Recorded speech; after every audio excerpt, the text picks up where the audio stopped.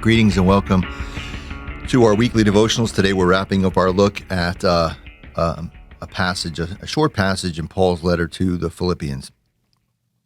I mentioned before that when I was younger, I used to suffer a lot from anxiety, and I would get anxiety attacks, and they would come unbidden into my life. And I remember people at the time, well-meaning family and friends would say to me, just calm down, just feel better. Why can't you just feel normal? As if anxiety is something you have control over.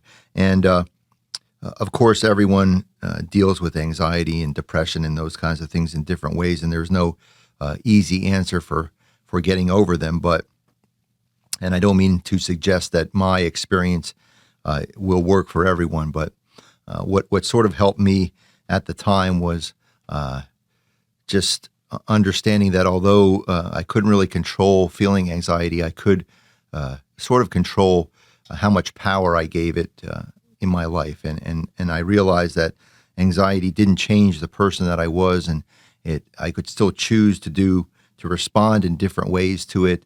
And I realized at the end of the day that even if the worst thing in the world happened, even if I died, that God was still with me. I relied on my faith, and that God would still love and accept me no matter what. And so I think it was a certain acknowledgement of, yes, this is in my life, but I can choose to give it or to not give it power over my life.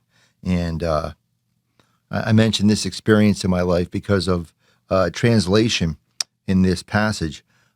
There's a verse that says, "May the peace of God, which surpasses all understanding."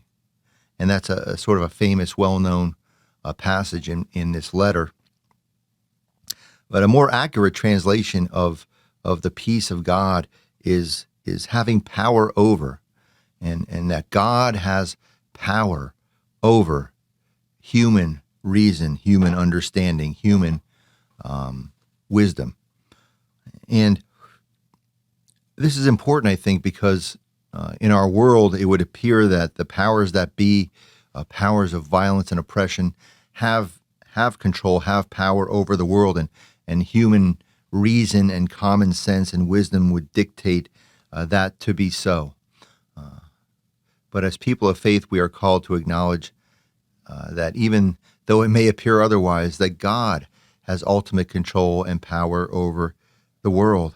And acknowledging this, having faith and trust in God, having power over our world, over our lives, I think is what allows us to experience joy, even in the midst of difficult and trying times. And as we move through this season of Advent toward the celebration of Christmas, we might be reminded of that very popular Christmas hymn that we always sing at the end of our Christmas Eve service, "Joy to the World." And we sing those lyrics, "Joy to the world," not because everything in the world works out all right, but we sing, "Joy to the world, the Lord is come." Amen.